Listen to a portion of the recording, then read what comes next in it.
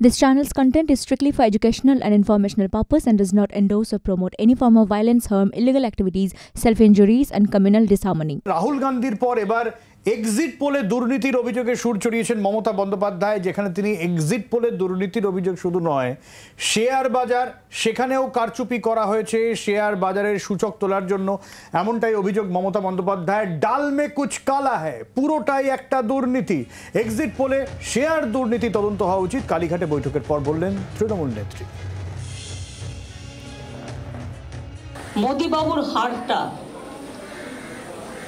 এটা কিন্তু আপনারা তো কেউ এক্সপেক্ট করেননি। ইভেন সাট্টা বাজার, শেয়ার বাজার, এতে বিগত বড় স্ক্যাম হয়ে গেছে এক্সিট পোলের মধ্যে দিয়ে। কখনো বা ইলেকশন ডিক্লেয়ার হওয়ার আগেই আপনারা ইলেকশন ডিক্লেয়ার করে দিয়েছেন। It's a big crime. এটা নিয়েও আমরাও ভাবনা করছি যে আমরা আইনের বসে যেতে পারি কিনা।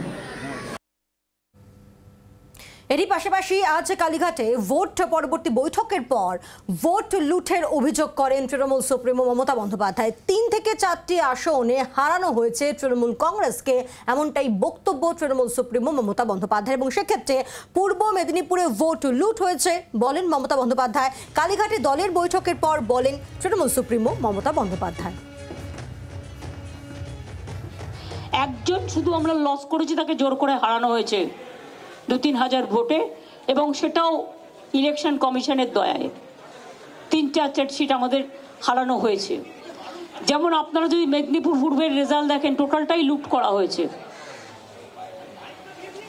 টোটালটাই লুট। ডিএম চেঞ্জ করেছে, আইসিগুলো চেঞ্জ করেছে, পুলিশের সেন্ট্রাল ফোর্স দিয়ে টোটালটাই রেড করা হয়েছে। মনে হচ্ছে যেন একটা আইসোলেটেড লুটেরা দ্বীপ তৈরি হয়েছে লুট করবার, টাকা পয়সা থেকে শুরু করে জনগণের ভোট। বাংলার আওয়াজ, বাঙালির আবেগ, জি 24 ঘন্টা।